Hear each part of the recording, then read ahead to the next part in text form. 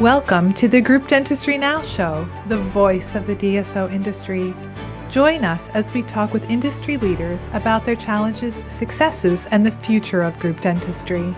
With over 200 episodes and listeners in over 100 countries, we're proud to be ranked the #1 DSO podcast. For the latest DSO news, analysis, and events, and to subscribe to our DSO weekly e-newsletter, visit groupdentistrynow.com. We hope you enjoyed today's show. Welcome, everyone, to the Group Dentistry Now show. I am Bill Newman, and as always, we appreciate you joining us today.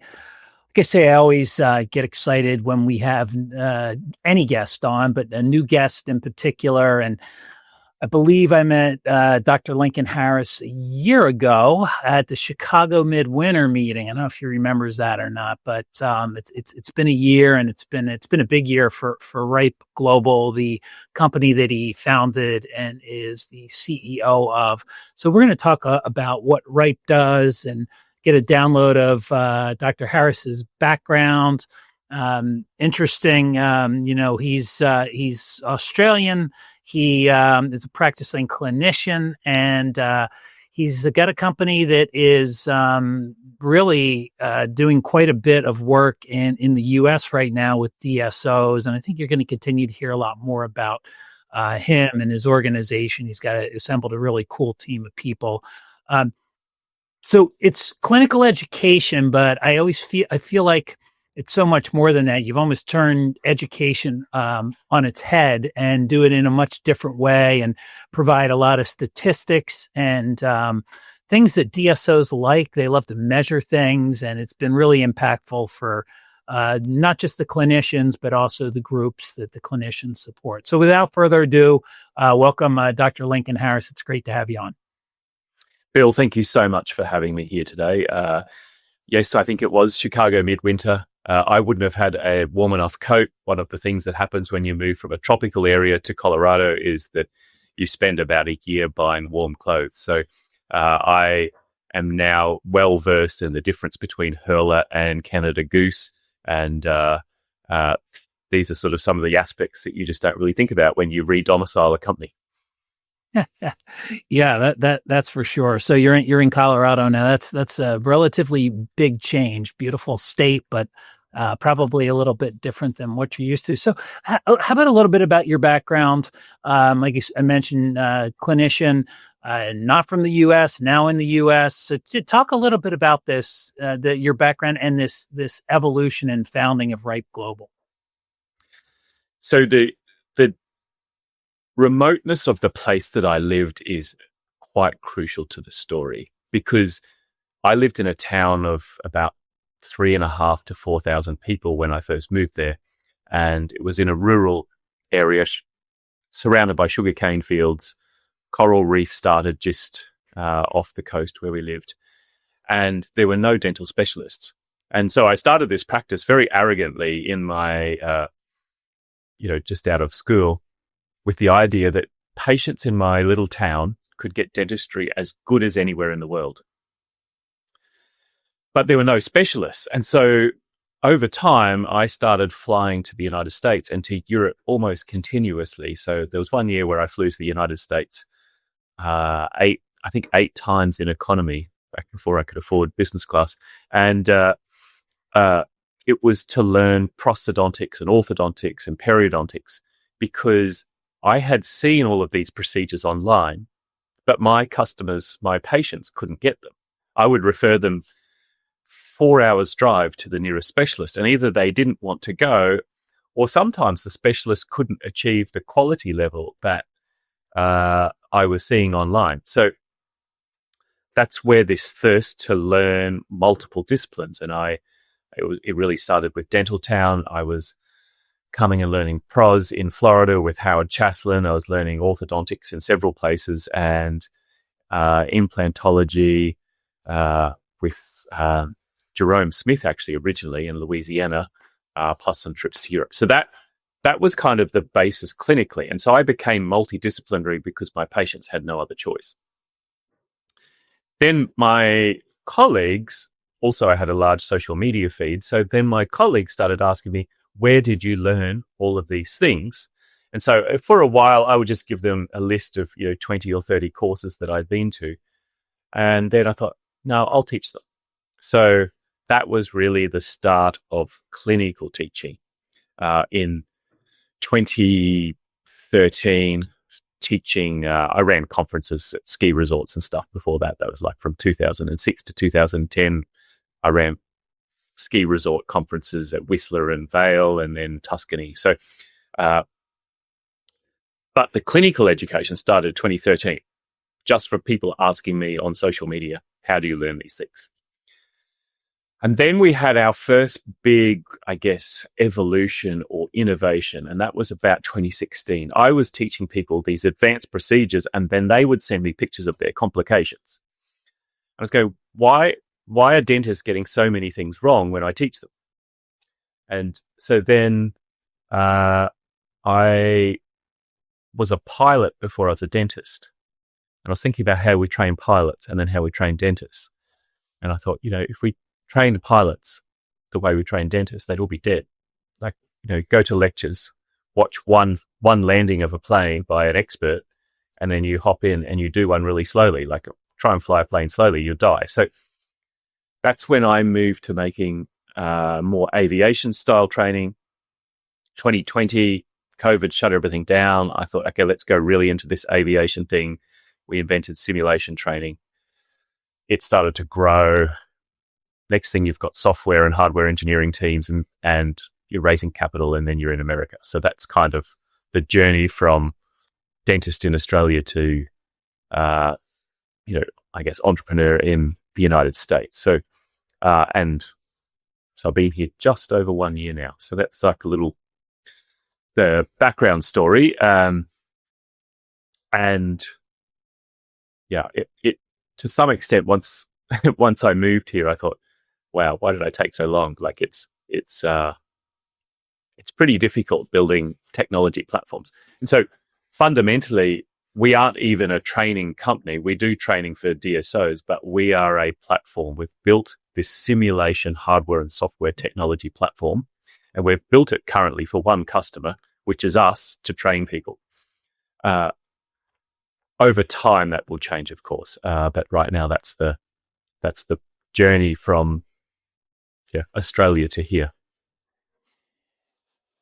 And so Ripe Global was founded really because, I mean, you were a super GP, right? Because you needed to be a super GP because you didn't have any specialist in your area. So you went and you learned on your own. You couldn't get the education where you are because you were remote. You couldn't find the specialists where you were because you're remote. So you went to the US, you flew in economy.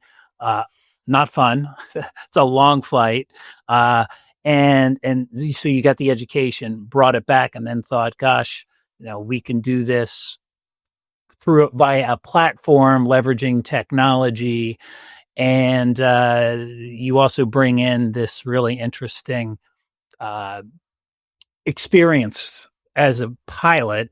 And you're when you talk about how pilots are educated, you're talking a lot about flight simulation, right? Where there's this repetition, and they can get the experience in the air, but then they can also they have these flight simulators where you can learn just like you're in the air, but virtually. So talk a little bit about that connection with a flight simulator and how you kind of brought that over to dentistry with Ripe Global. Yeah, so there's 3 parts to the aviation story. There is the simulation, but with pilots, they're trained flying. So they do simulation and then they do flying, but they do a lot of it. And so what's happened in dentistry is that a lot of education is very theoretical. It's very didactic. It's didactic heavy. And even hands-on courses are largely didactic. So when I was doing my first flying lessons, the very first flying lesson, we had no theory or didactics at all. We just hopped in the plane and we went up, and then he said, here, have the controls fly for a bit. It's basically step 1 is, do you even like this thing? If you don't, maybe don't spend $30,000 getting your license. So So I guess the first big thing that we brought in was that experience and repetitions really matter when you're training. And largely in dentistry, what's happened is that experience and repetitions have just disappeared. And to some extent, the blame for this rests at the foot of what we call evidence-based dentistry, where there was such a heavy shift away from experience and skill towards knowledge via scientific papers. And that was useful, but it kind of overwhelmed everything so that experience and skill no longer matter. And so you go to like a dental school and you do very few patients, you do very few repetitions on the sim lab. You go to a hands-on course for a day, and half the day is a lecture and half the day is them doing a demonstration and then you doing one tooth very slowly. So the first big part of the aviation story is that if you're going to teach a procedure, you have to do heavy repetitions, and you have to do them fast, repetitively, with a feedback cycle, and kind of to some extent under stress. So doing like a really relaxed thing over 3 hours is no good. And so that relates to the second part of aviation, which is they study things called human factors and ergonomics. Human factors and ergonomics is how the human responds to stress and how you build the environment or the training so that under stress, people can still do things. Under stress, people's capability drops by 85%. So that's why you go to a course and you do like after a surgical procedure on a pig's jaw or something, nice and slowly and relaxed, and you have a buffet lunch and you have afternoon tea, you pat your friends on the shoulders and you go out for drinks at night, you have a hangover for day 2. These are great. The problem is then you take that procedure back to the patient and your first patient says, I hate you, I hate dentists, you charge too much, you're a ripoff. And then they start gagging and they got a fat cheek and they won't go numb. And so now under the stress of this procedure, and you're running late, okay, and the dental assistant is angry with you today. And so now under all of these layers of stress, you can't actually do the procedure. And that's why about 85% of people who go to a course that the DSOs pay for never implement anything. And then the third part, of course, is the simulation bit, which is if you're going to train someone, you want the environment you train them in to be as close as possible to their actual working environment. So if you're flying a 737, the simulator looks like a 737.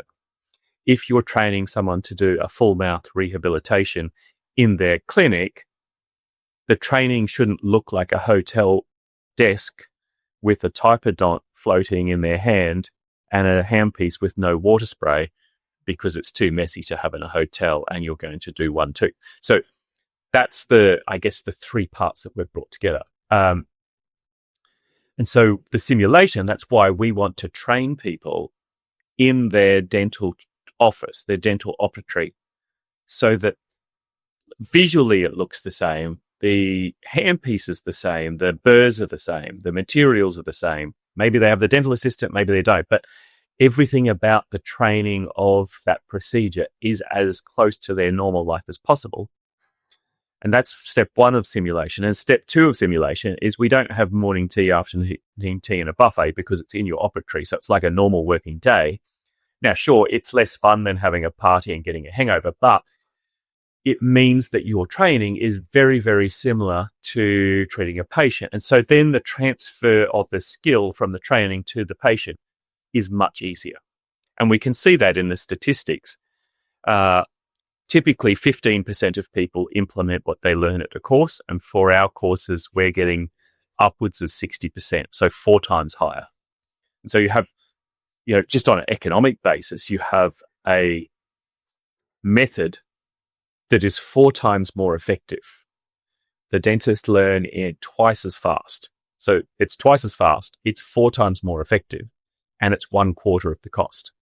That's because, 1, we're not having to pay for the building, it's the office pays for the building. And then secondly, there's just less travel cost less travel costs, less time off, all of these things. And 75% roughly of most courses is not the tuition, it's everything else. It's the flights, the accommodation, the loss of production and collections, and the travel and so on. So that is what we put together. So it's the method, it's the simulation kits, it's the software, and the fact that we're working them in an environment. And then, of course, there's many benefits for particularly a group. One of the most important is that if you have, let's say you have all your materials or solventum, and then you go to a course that's, sponsored by GC or vice versa, and it's a resin course on resin artistry. And then the dentist comes home and they go, yeah, I went to this great course, but I now need an entire new range of resins. Now, anyone who owns an office knows that's impossible. Like, first of all, you have to throw everything else out. Secondly, the new dentist probably won't implement anyway. Or if it's implants, it's even worse. They've gone to an implant course and it's with, no bell, and they come home and you've got Straumann, or vice versa. So they're learning with what they have, and we almost never recommend changing equipment or material unless it really is such an inferior product that we just don't think they can achieve any sort of result. So if you add costs like that in, it's actually even more cost effective. But probably more important than the reduction in cost, is, do you get results? And, clearly on every measure, we're just getting extraordinary results. Got a couple of questions around this. One point I'll make is, I think from a perspective, beyond the clinician, your procurement directors and clinical directors be very happy to hear that, right? That they're not necessarily going out and being trained on different material that may or may not be on the formulary, and now they're asking to use something. So then that has to be negotiated. So they're working with something that's they're used to working with, number one, that they're comfortable with. Number two, it's probably part of something that a larger group has already negotiated the best price for. So, that there's that comfort level, I think, that the business side of the group could be very happy with. I had a question. Since you're talking to a lot of these groups, what do you find right now how are most clinicians at groups getting their education? Is it, here's a stipend, go out and just make sure that you've got all the CE credits that you need, or what do you find right now? I can't speak for every group. I mean, we do work with a lot. Most of them have a budget per dentist that the dentist can spend on things. So now, the bigger ones, so obviously you've got your PDS, you've got Heartland, you've got Aspen. So these very large groups often have quite large training facilities. But even then, they still suffer from scale. Like, there has never been a time in history until quite recently where you've had a single group that employs 1,000, 2,000, or 3,000 dentists, and it's just very difficult to scale real estate-based training at the same speed that you could scale acquisitions. What you have to do is you have to build like something massive. So the really big ones have their own training facilities. Even those groups are almost, well, all of them are talking to us. And then the very small groups, they can't afford to build their own training programs. So they often just use a combination of free things from manufacturers. So they get, composite manufacturer gives them a free course. The implant company gives them a free course. And then a lot of them have a stipend or a budget. It's like $1,000 or $2,000 per year to spend on things. The problem with this, there's several problems that have to be tackled here. The first one is that education in a group is almost more of a change management problem than a education problem.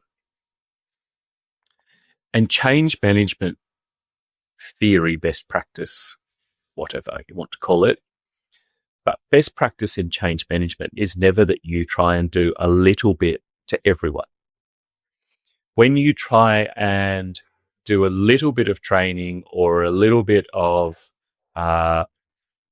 service, whatever, when you try and do a small amount across a large group of people, you have no impact. To get the best results with any new program or any program, you need internal advocates, and that means you first start with the most enthusiastic bunch of people. You get a small group of people who are super enthusiastic, and you put a lot of resources, you kind of combine all of the resources and you put that on that small group. Now, there's two reasons this is important. If you do a little bit of training across a whole group, you get you just need one person to say this is awful, and then they will go around being a terrorist in your organization and basically undermine whatever it is you're doing. And we've learned this the hard way. Like, we've run programs across whole groups. Like the groups had come in and teach all of our dentists this thing, and we taught all of them the thing, and there's this one dentist who says, this is a terrible idea, I hate it. And then they spend their next 2 weeks going around telling everyone that they hate the course, and the whole course just collapses. So that's what happens if you try and teach everyone a little bit. What we've found better is you say, hey, we've got this program, and then it's limited in space. So now you've immediately created fear of missing out. So now there's a incentive. And when we work with groups, we spend a lot of time on incentives. How do we get everyone's incentive aligned? Fear of missing out, you focus on a narrower group, and then you put a lot of resources into that first group of dentists, and then they do extremely well. And now everyone around wants to be like them. So now you don't have to sell this idea to everyone else in the organization. You have this example, and you have a group of advocates, and then you let other people self-select in, and slowly it spreads out. Now, interestingly, you get faster change across the entire organization if you go like this than if you try and force everyone to do everything all at once. So we've learned this huge amount about change, and we constantly refine the change management process of rolling out education. And that would be like my single biggest piece of advice for any chief clinical officer or chief medical officer is a little bit to everyone will give you no result, whereas a lot to a few people will give you a big result. Now, we get very interesting statistics and data from all of our groups. And one of the things that has become incredibly apparent is that, and this is often driven by the private equity companies. They're often looking at the 500 dentists or 1,000 dentists, and they go, wow, we make all of our money on the top 20%. Okay. And the middle 50, 60% are making a small profit. And the bottom 20, 30%, they actually lose us money. And the temptation is to put all of your resources on the people who don't perform. And so quite commonly, one of the difficult parts with our pilot studies is, it's not uncommon for a pilot study for the DSO to say to us, hey, here's all of our dentists who don't perform. Why don't you look after them? And we say, no, that won't work. You need to give us a broad selection of dentists so that we can show you what happens with different types. Because if you get an entire cohort of dentists who are unprofitable and unproductive, they are the ones that you get the lowest return on investment for. And what shocks everyone is that the dentists who you get by far the most massive and outsized returns is already the ones who are already performing the best. So, and it's not to say you shouldn't train everyone else. It's just saying that, the people who are really performing well, like I'll give you an example. one dentist I was working with, he was a specialist doing implants. And when we started training him, he was doing $1,500 per hour. And within 2 months, he'd gone to $3,500 per hour. So he was single-handedly generated more return than like the next, 15 dentists in a row. So, but if I had presented that data to anyone beforehand, they would have said, no, don't spend any money on him. He's already a high performer, spend it all on the low person. So they're probably the biggest tips for DSOs. Concentrate your budget onto high-performing people, and then as everyone sees them and wants to be more like them, then get people to select in. Make sure it always seems a bit limited, so you've got fear of missing out. If everyone gets it, it's not special. Make sure that every program is special. You can always make it special for more people over time. And your biggest returns come with investing in the top 80% of the dentists, not the bottom 20%. So you have a program called Dental Associate Power Up. So this is a methodology that you use. Can you talk a little bit about, that methodology and why it works so well and why you think it's important to groups? So I have to thank Matt Ornstein, if you know him, for this one. I sure do. Yep. So I called Matt a year ago. I can't even remember why I called him. I said, Matt, and Matt is good because he gives you advice that you need, not always advice that you want. So I called Matt and I go, hey, Matt, I've got this program. I think it's amazing. Would you like to work with my company, invest, what it was, something like this? Okay. So he goes, tell me about your program. And I said, well, we're generating this quite large return on investment. And he says, Link, a DSO doesn't care about return on investment. They care about, does it increase their EBITDA? And so he says, remember, we've got to give, 30 something percent to the dentist. We've got to get so much to the overheads and so on. So to pay for the cost of a course, you can't just earn back the cost of the course in gross revenue. You need to earn back many times the cost of the course so that after the dentists, the overheads, and what's left, the EBITDA itself has grown enough to pay for the course. Anyway, so we went away and worked on that program. And then we also worked with Dr. Fazila Rapani at Coliseum, and that's where DAPA was born. And it is designed to work with the vast majority of dentists in a DSO, not all of them, but the vast majority, and to generate rapid improvement in skill, patient treatment, patient quality, and profitability. And it's designed for large groups that have a CFO whose attention span is 1 quarter. For all the CFOs listening, I apologize, but it's true. So, and so what it is, we looked at what things have we done that give the most rapid uplift or improvement in dentist collections, productivity, and just general well-being. And we have discovered that if you don't know how to communicate and you don't know how to sell dentistry, you can't actually learn it. Because for you to become good at something, you have to be able to do repetition. So DAPA is designed to be, we teach people to communicate with the patient and to treatment plan properly. We teach them to do crown preps on back teeth at very incredible efficiency, and we teach them to do anterior cosmetics and anterior ceramics. Okay, and we did that because the single biggest low-hanging fruit in a general dental DSO is that they do too many 4 and 5 surface fillings. So if you look at all of your procedure mix and you go, how many fillings are 4 and 5 surface?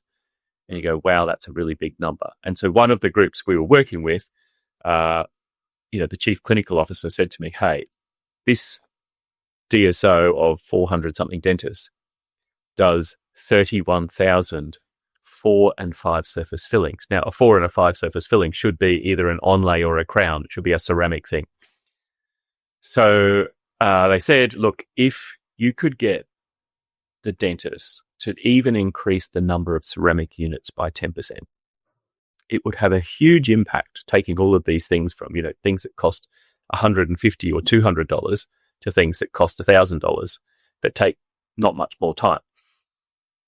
And so that's where the DAPA Dental Associate Power Up program came from. It is focused on the most common procedures, the vast bulk of the general dentists in a DSO, and it's designed to get results so fast that we can demonstrate our effectiveness basically within 1 quarter.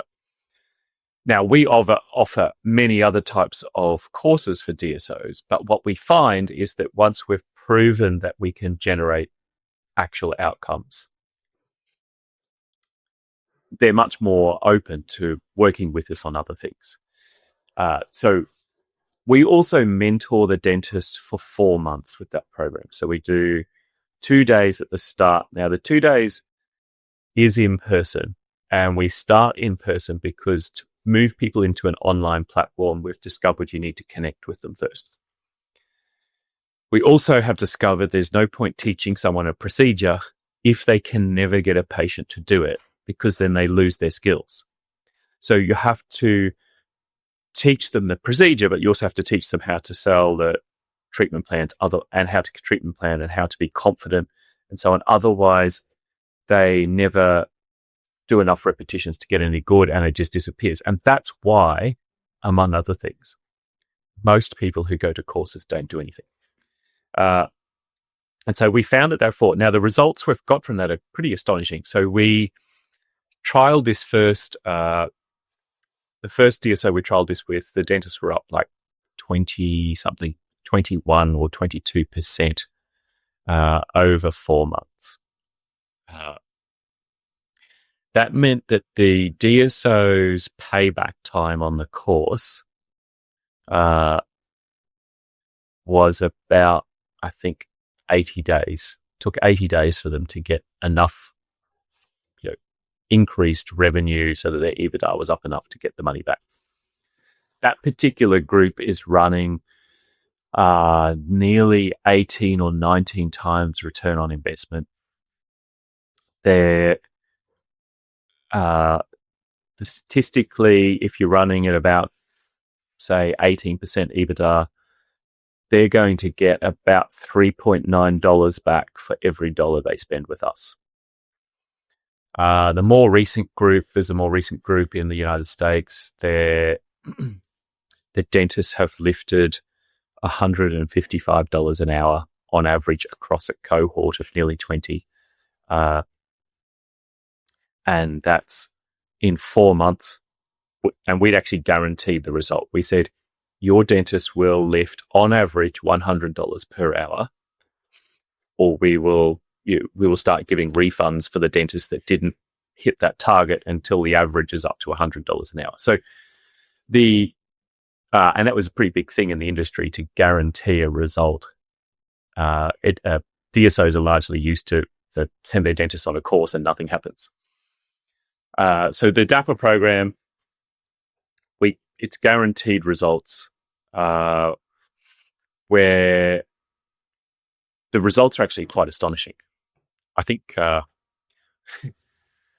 people should get pilots going soon, because if the results keep going like this, we will need to charge a lot more for it. We're giving too much of the value back to the DSO. So, like if you're the most recent one, $155 an hour, it's in Southeast United States, they're getting something like 17.5 times ROI. If it continues like this for a year, it means that over the second group, over a 12-month time period, they're getting nearly $4 of EBITDA for each dollar in. So I think that I would be pretty confident there's almost no other service SaaS product program that is generating that level of return for each dollar spent. That's pretty impressive for sure. So you've got Dapper, and let me see if I can summarize this. You spend a a little bit of time in person because that's what works. You also help them with treatment planning and selling the treatment. Because to your point, if you know how to do something, but you can't convince patients that it's something that they need, then it doesn't really matter. So, and you feel, and that makes a lot of sense, that needs to be done in person. So you move from in person to virtual. And can we talk a little bit about the simulation kit that you have? So then we will get into this, when we say virtual, it's in their office where they're comfortable with their products, and and you're training them through the Ripe Global platform, and they have this sim kit in the operatory. Is that correct? Yes. So normally you take people to a hotel or a sim lab, and we want people to be learning in their office because it's more realistic. So after the 2 days of treatment planning, communication, sales techniques, like all of that stuff, we then, the next day that we train them for DAPA is a hands-on day. We ship a mannequin to the operatory, to their office. They attach it to their chair, so they're practicing in their own environment. And that first hands-on is crown preps. It is just crown preps all day. I mean, there is didactics they need to read beforehand, but that day they will do 17 to 20 crown preps in a day, and we never give them more than 10 minutes. And the way it works is we go, okay, do a crown prep. You've got 10 minutes. And what we're trying to do is break the perfectionism and the overthinking that is taught at dental school. And the only way to break that is kind of like Marine Corps boot camp. You've just got to like strip that rifle down and put it back together 100 times until you can do it in your sleep. So, it is. We actually call it a boot camp, and it's pretty much a boot camp. You just sit there and you drill teeth all day. But what happens is that by the end of the day, the dentist can do a prep in 7 or 8 minutes, and it's really good, not awful. And that just gives them so much more confidence in themselves. And also teaches them endurance, because if you sit there and prep for 8 hours and you stop for maybe 20 minutes, your ability to withstand long appointments goes up.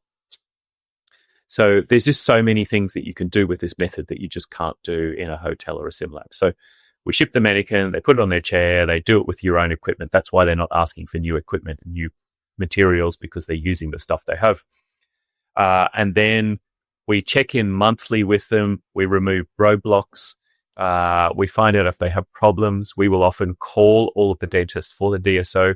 And what we also provide essentially is DSO intelligence. So we will feed spreadsheets back to the management with all of the information we've gathered. And it can be things like, my office manager is not very good at booking my patients in, so on. So we're doing that as well. And then we come back for hands-on number 2, which is usually about 2 months later. Mannequin goes on the chair. And then the next one is cosmetic design of front teeth, anterior or front teeth crown preps, and making temporaries. And so we find that crown preps on back and front teeth and cosmetics, and learning to communicate, and then checking in with people every month for 4 months, helping them remove any of the roadblocks in their clinics by feeding the information back to management. It's all of those things combined that deliver this incredible result. And sometimes, like, the chief clinical officers don't know. So they might not know that in one region, that when a dental assistant resigns, they're not getting replaced for several days. And so you have dentists with no dental assistant. And so sometimes those things don't find their way up through normal channels, but we will discover that because we talk right to the dentist. So that's really the combination. It's not a simple thing. It's the combination of communication, crown prep training on back and front teeth, the monthly check-ins, and the feeding the intelligence that we'd gather back to the C-suite so that they can discover their own roadblocks if they haven't already. So, and that program is continually refined because we learn more every single time, and we're constantly tweaking it. So how do we get more results? the group's implemented Ripe Global. You're measuring the progress of the clinicians, but you've got different skill sets, right? You have younger clinicians, you've got more seasoned clinicians. Are there different pathways? I've been researching your website. You've got fellowships, so you can kind of go in a lot of different directions. So you've got kind of covering some of the basics at the beginning, and then from there, there's this opportunity to go in different directions based on, what you want to learn, or maybe what the practice or the group needs. So can you talk a little bit about that? Yeah, so we you get this tricky problem with courses where if you don't make enough money, you can't afford the course. But you can't afford the course because you don't make enough money. And so what DAPA does is it fixes that problem because everyone's making enough money once we're done with them. Both the DSO is making more money, so now they're more confident to invest in their dentists. And the dentists themselves are making more money, so they're also more confident because they've seen they're going, wow, I just did this course and my income's grown this much. So maybe if I do more, it will grow more. So that advanced programs we have, sometimes the DSOs pay for them, sometimes the dentists pay for them, but universally after the DAPA or the productivity program, dentists end up doing more. So we have a fellowship in restorative dentistry. It takes you through back teeth, front teeth, veneers, and full mouth rehab. So it runs for 2 years. It is backed with also a diploma in cosmetic and complex dentistry. We have a fellowship in aligner orthodontics, which is how to treat complex cases with aligners. So it's not like a simple 2-day course. It's a 1-year course that is how to treat complex cases with aligners, temporary anchorage devices, maxillary expanders like MARPIs. And then we have a fellowship in implantology, where we do all of the didactic and hand skill training through our platform with our mannequins and our simulation system, and then we move to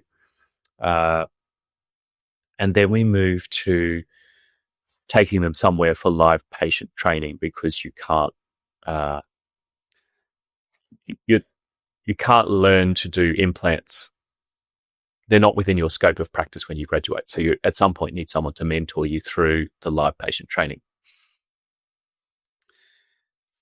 With the implants, very interestingly, we've developed a super cool program in the UK, and we'll roll that out here soon, where we've partnered with the implant manufacturer.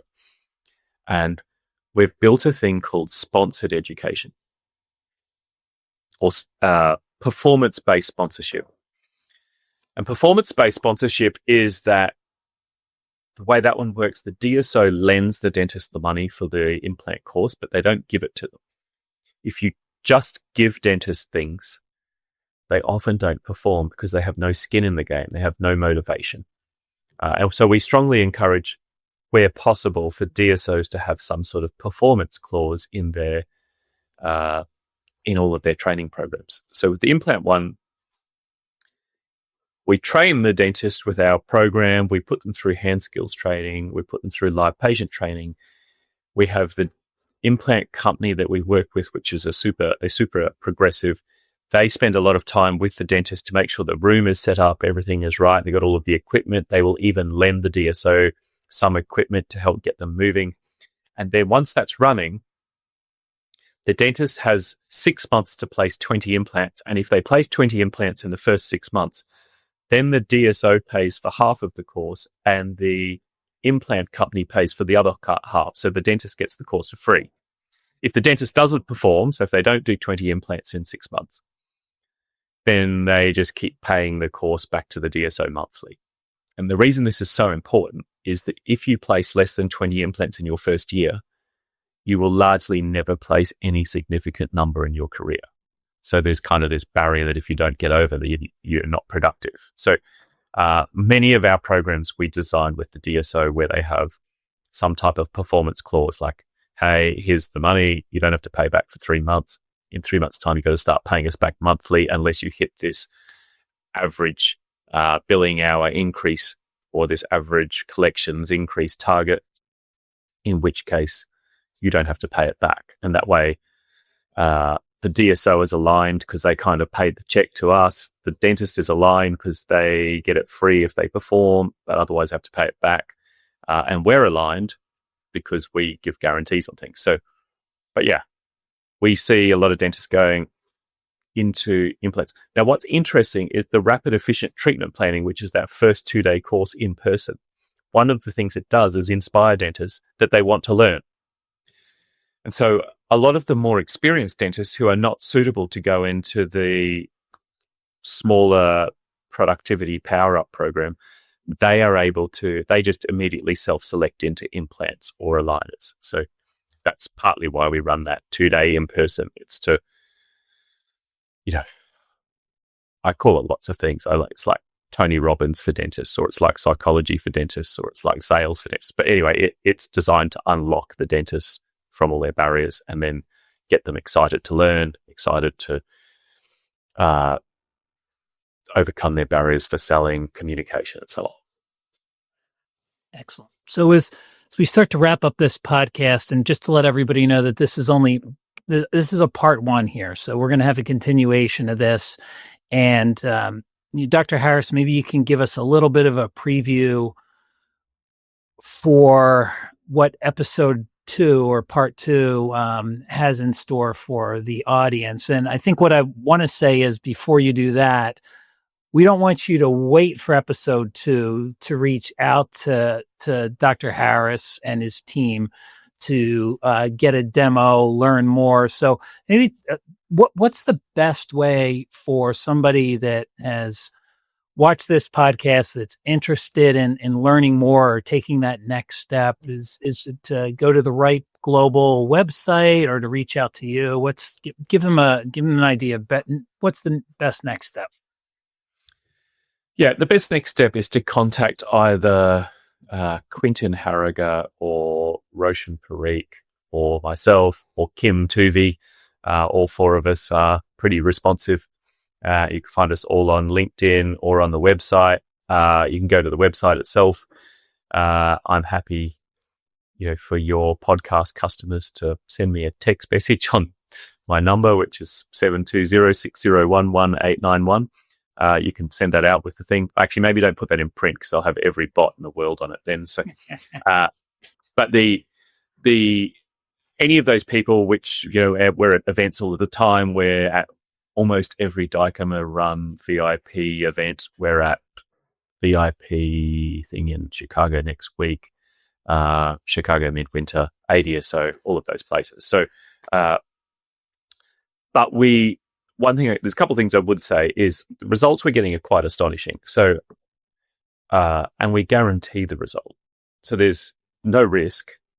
And so it's just a matter of, and I am quite confident that we're outperforming nearly any other thing that you can do with an external vendor to increase your productivity.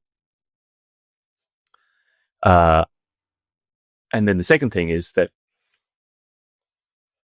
we've got quite a lot of demand. So we take on customers at a rate that we know that we can deliver a really good result. So if you decide to wait another year to see whether we're still, you go, a bit cautious, or wait a bit longer. I think that you'll go into the waiting list. That's all. We're booked about 3 months ahead with DSOs right now, so it's growing like crazy. So we'll make sure, because you gave a lot of contact info, we'll put all that information in the show notes, sans your cell phone number there maybe, but everything else, and there's plenty of ways to reach out. It's RipeGlobal.com. So that's the website. So that's probably the first place you can go to, but we can drop the LinkedIn handles of all the contacts at your team. And you're right, you're out there at a lot of the different shows, so you'd be able to find you all as well. Don't wait. What's part 2 look like to this podcast? So part 2, we will have several chief clinical officers on here to discuss their experience, discuss their data. We couldn't quite organize it for this time because some of them are traveling and some of them are just, they want to, before they get a lot of other people spending their money doing a program with us, they want to track the data for longer, or they've got other things they're busy with. So we will have several chief clinical officers on it, part 2, and it'll be more about what their experience is than us. Excellent. Yep. So, but don't wait for that. Reach out to Dr. Harris and his team and learn more about it. You don't want to get on that waiting list. You want to make sure that you take advantage of this. Well, thanks so much. Great, really great conversation. You're doing some really innovative things. I think, one thing we didn't touch on, and I'll say this in the last, 30 seconds, is clinicians that are part of groups and DSOs are looking for clinical support and education. And it's also a great way to retain quality clinicians, offer them, this education that they just don't have access to. So I'll leave it on that note, because it always seems to me that, it's one of the things that is missing as an offering with a lot of groups. And you don't have to do it on your own. You can have a partner like Ripe Global really to offer that up. But thanks again, Lincoln. Great to have you on. And you'll be back on soon with some clinical leaders at different DSOs. And thanks everybody really for watching today. We appreciate you as always joining us. And until next time, this is the Group Dentistry Now Show. Thank you for joining us today. Don't forget to subscribe to the podcast to stay up to date on the latest DSO news, insights, and events.